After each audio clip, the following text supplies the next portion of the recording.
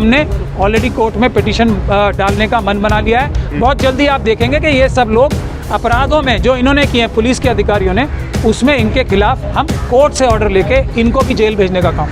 Delhi police जो कि पूरी तरीके से मदद कर रही है अपराधियों की, वो भी ये कहने पे मजबूर है कि हाँ 35 स्टूडेंट तो है ही नहीं, जो है ही नहीं उनके सिग्नेचर किसने किए? प्रिंसिपल ने किए होंगे ना। कॉमन सेंस भी यही कहती है। हर जगह 90% लोग मनुवादी मानसिकता के बैठे हैं। वो कानून को इम्प्लीमेंट नहीं, कानून को तोड़ना चाहते हैं। जहाँ जहाँ छुआछूत करनी है, जहाँ जहाँ भेदभाव करना है, वो हर जगह कानून तोड़ा जा रहा है। अपराध हो चुका है एक और डॉक्टर रितु के साथ।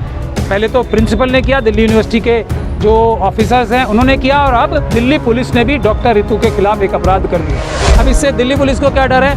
कहीं ऐसा ना हो कि ऐसी 10 या 50 डॉक्टर रितु के केस निकल के आ जाएं। अगर इसका पुलिस रिमांड हो गया, इसको अरेस्ट कर लिया, तो मुझे पहले तो एफआईआर ही नहीं होती। पूरी ताकत लगा रखी थी दिल्ली पुलिस ने, दिल्ली की सरकार ने, केंद्र की सरकार ने कि एफआईआर ही नहीं होनी चाहिए। पहले तो एफआईआर हो गई तो ये ताकत लगाई जा रही थी, हर तरीके से पुलिस के ऊपर दबाव बनाया जा रहा था कि चार्जशीट फाइल नहीं होनी चाहिए। अब चार्जशीट भी, क्योंकि सबूत इतने ज़्यादा है ना कि अगर सबूतों की एक बाल्टी हो तो उसमें पूरा समुंदर उतरने की कोशिश कर रहा है, क्योंकि इतने ज़्यादा सबूत हैं, इतने ज़्यादा गवाह हैं। ऐसे सैकड़ों हमारे शेड्यूल कास्ट और शेड्यूल ट्राइब कम्युनिटी के, ओबीसी कम्युनिटी के लोगों के साथ दिल्ली यूनिवर्सिटी में भेदभाव हुआ है।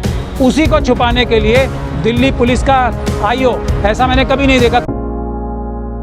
चाचा साहब, जो मामला दिल्ली यूनिवर्सिटी का डॉक्टर रितु को लेकर के चल रहा है, उसमें चार्जशीट फाइल हो चुकी है, उसके बावजूद भी गिरफ्तारी नहीं हो रही है। क्या कारण है कि जो गिरफ्तारी नहीं हो पा रही है? देखिए, अभी यहाँ समता सैनिक दल जो बाबा साहब डॉक्टर भीमराव अम्बेडकर ने स्वयं बनाया था और संगठन बनाने के लिए बनाया था, संघर्ष करने के लिए, तो उसके 98वें सम्मेलन में आज हम आए थे। तो वहाँ हमने एक बात ये गुजारिश की है, आपकी जो सवाल है उसी को जनता के सामने रखा है कि एक एकलव्य की बात आप सब सुनते हैं जी। आधुनिक जीवन में एकलव्य, पायल तड़वी, रोहित वेमुला और अभी प्रोफेसर चंद्रशेखर जम्मू यूनिवर्सिटी के, सबको इतना दबा दिया जाता है, इतना कुचल दिया जाता है, इतना उनके साथ अत्याचार कर दिया जाता है कि वो आत्महत्या करने पे मजबूर हो जाते हैं। डॉक्टर रितु का भी एक वैसा ही केस है। इतनी बहादुर, इतनी इंटेलिजेंट, इतनी हौसले वाली और समझदार प्रोफेसर, महिला प्रोफेसर मेरे ख्याल से देश में कम ही होंगी। अब उसको टारगेट इसलिए किया जा रहा है कि वो, उसकी कमीज़ इन सब की कमीज़ों से सफ़ेद क्यों है। अगर कॉमन पार्लेंस में बताया जाए कि ये हमसे ज़्यादा समझदार, इंटेलिजेंट और हर तरीके से बेहतर क्यों है और लगती क्यों है। इस वजह से 35 बच्चों के सिग्नेचर दौलत राम कॉलेज की प्रिंसिपल ने फोर्ज करके और उसका इस्तेमाल करके, उसमें रजिस्ट्रार दिल्ली यूनिवर्सिटी का भी हाथ है और इसके अलावा भी बड़े बड़े अधिकारियों का दिल्ली यूनिवर्सिटी का हाथ है। वजह सिर्फ एक कि एकलव्य का, यानी कि डॉक्टर रितु का अंगूठा किस तरह काटा जाए, ताकि वो ऐसा ना लगे कि ये सबसे अच्छी क्यों है।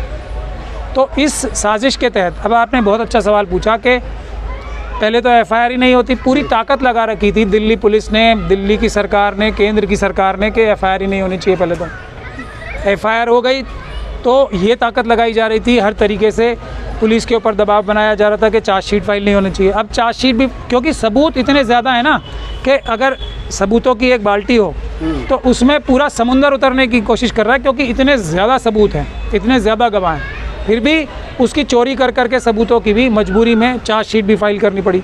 लेकिन जो सबसे दुख की बात है और जो बिल्कुल साफ़ कर देती है मनुवादी मानसिकता की, दिल्ली पुलिस के जो अधिकारी हैं उनकी साफ़ कर देती है, वो ये है कि हाई कोर्ट में दिल्ली पुलिस का जो आईओ है इस केस में, और मुझे बड़े दुख के साथ कहना पड़ रहा है कि वो भी शेड्यूल कास्ट समाज से आते हैं, तो उन्होंने ये स्टेटमेंट दी और मुझे इस बात का पूरा अंदेशा है कि ऑब्वियसली उनके अधिकारियों ने ऊपर से उनके ऊपर दबाव बनाया होगा कि नहीं तो कोई भी व्यक्ति, चाहे वो शेड्यूल कास्ट कम्युनिटी से हो या नहीं हो, इतना तो नाइंसाफ़ी करने वाला आईओ नहीं हो सकता कि वो ये कोर्ट में जाके कहे जी हम इसे गिरफ्तार ही नहीं करना चाहते। अब अगर गिरफ्तार नहीं करना चाहते तो इस प्रिंसिपल ने पहले भी यही गतिविधियां रही हैं।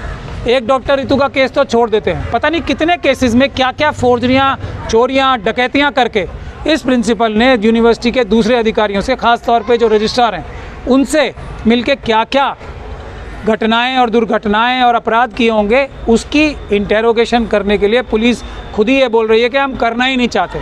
अब इससे दिल्ली पुलिस को क्या डर है, कहीं ऐसा ना हो कि ऐसी 10 या 50 डॉक्टर रितु के केस निकल के आ जाएं। अगर इसका पुलिस रिमांड हो गया, इसको अरेस्ट कर लिया, तो मुझे यही लगता है कि डॉक्टर रितु का अकेला केस नहीं है, ऐसे सैकड़ों हमारे शेड्यूल कास्ट और शेड्यूल ट्राइब कम्युनिटी के, ओबीसी कम्युनिटी के लोगों के साथ दिल्ली यूनिवर्सिटी में भेदभाव हुआ है। उसी को छुपाने के लिए दिल्ली पुलिस का आईओ, ऐसा मैंने कभी नहीं देखा, खुद ही कह के आके मुझे इनको गिरफ्तार ही नहीं करना। प्राचा साहब, जैसा आपने कहा कि आईओ ये कह रहा है कि हम लोग गिरफ्तार नहीं कर सकते, कर नहीं सकते, हमें करना नहीं है, कानूनी रूप से तो उन्हें गिरफ्तार करना ही चाहिए। ऐसी स्थिति में अगला स्टेप क्या होगा? आप पुलिस के खिलाफ जाओगे, क्या करोगे? नहीं, ऐसी स्थिति में देखिए, ये नहीं कहा उसने कि हम कर नहीं सकते, उसने ये कहा है कि हम करना नहीं चाहते, हम करेंगे नहीं। तो इसका मतलब ये है कि वो सबूत इकट्ठे करने में बिल्कुल के बिल्कुल इंटरेस्टेड नहीं है, क्योंकि सबूत इतने सारे आ रहे हैं। प्रिंसिपल बता देगी कि ये बच्चों के सिग्नेचर। ऐसा कौन सा लीगल ग्राउंड है जो कि एक आईओ कोर्ट के सामने कह देता है कि हम करेंगे नहीं इनको गिरफ्तार? ये लीगली है इसका कोई ग्राउंड? नहीं, कोई ग्राउंड नहीं है, ये सीधे सीधे अपराध है। हाँ। अगर वो शेड्यूल कास्ट कम्युनिटी से नहीं होते तो धारा 4 लगती है उनके ऊपर, एससी कम्युनिटी की, SC ST एक्ट की। हालांकि अभी भी जो उनके दूसरे सीनियर ऑफिसर्स हैं जो SC या ST कम्युनिटी से नहीं आते, तो उनके ऊपर 100% इसमें धारा 4 लगेगी, इस स्टेटमेंट को देने में और दिलवाने में, पहली बात। दूसरी बात, जो SC ST एक्ट की धज्जियाँ उड़ा के इस केस में इन्वेस्टिगेशन की है, पूरी ताकत लगा के जो दिल्ली यूनिवर्सिटी के अधिकारी हैं उनको बचाने की, और दिल्ली जो दौलत राम कॉलेज की प्रिंसिपल है उनको बचाने के लिए, उसके लिए हमने ऑलरेडी कोर्ट में पिटीशन डालने का मन बना लिया है। बहुत जल्दी आप देखेंगे कि ये सब लोग अपराधों में जो इन्होंने किए हैं पुलिस के अधिकारियों ने, उसमें इनके खिलाफ हम कोर्ट से ऑर्डर लेके इनको भी जेल भेजने का काम करें। नहीं, देखिए, अगर अब भी इसके बाद भी, तो क्या हम एक और पायल तड़वी, क्या हम एक और रोहित वेमुला, क्या एक और चंद्रशेखर बनने का इंतजार कर रहे हैं हम? अगर अब भी समाज नहीं जागेगा इस केस के बाद, जिसमें ये साफ साबित हो चुकी है बात, दिल्ली पुलिस जो कि पूरी तरीके से मदद कर रही है अपराधियों की, वो भी ये कहने पे मजबूर है कि हाँ 35 स्टूडेंट तो है ही नहीं, जो है ही नहीं, उनके सिग्नेचर किसने किए? प्रिंसिपल नहीं किए होंगे ना, कॉमन सेंस भी यही कहती है। प्रिंसिपल ने इस्तेमाल किए ना, रजिस्ट्रार ने ही वो कागज़ इस्तेमाल किए डॉक्टर रितु को निकालने के लिए, और फिर हाई कोर्ट को और SC कमीशन को गुमराह करने के लिए। तो जो ये नहीं ली जा रही है उसकी, ये बिल्कुल एक अपराध है। धारा 166A है IPC की, और सेक्शन 4 है जो SC ST एक्ट की है, जो अपराध हो चुका है एक और डॉक्टर रितु के साथ।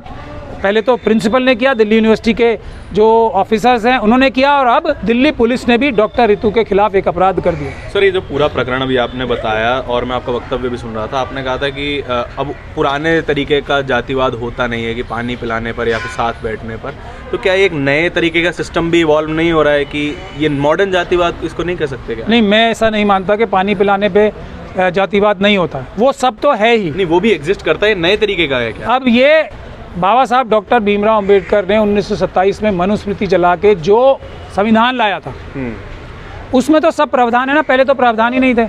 तो जो निज़ाम था वही यही था कि हाँ पानी नहीं पीने देना, पढ़ाई नहीं करने देनी, नौकरी नहीं करने देनी, कोई भी बिजनेस नहीं करने दे रहा, और छुआछूत करनी है। अब तो ये सब गैर कानूनी अपराध हैं ये सब, उसके बावजूद भी ये कर रहे हैं, तो ये सबसे बड़ा अपराध है। पहले तो ये अपराध नहीं होते थे, आज की तारीख में तो ये, जो दूसरे लोगों ने भी ये बात कही कि ये सबसे बड़ा अपराध है अब, कि जब कानूनी तौर पे ये अपराध हैं फिर भी ये अपराध कर रहे हैं, और कानून की मदद लेके ही बचना चाहते हैं, क्योंकि हर जगह 90% लोग मनुवादी मानसिकता के बैठे हैं। वो कानून को इम्प्लीमेंट नहीं, कानून को तोड़ना चाहते हैं। जहाँ जहाँ छुआछूत करनी है, जहाँ जहाँ भेदभाव करना है, वो हर जगह कानून तोड़ा जा रहा है।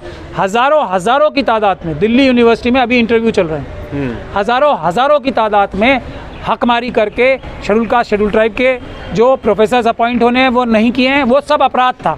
OBC के लोगों को नहीं अपॉइंट किया, वो अपराध था। NFS किया, NFS क्या है?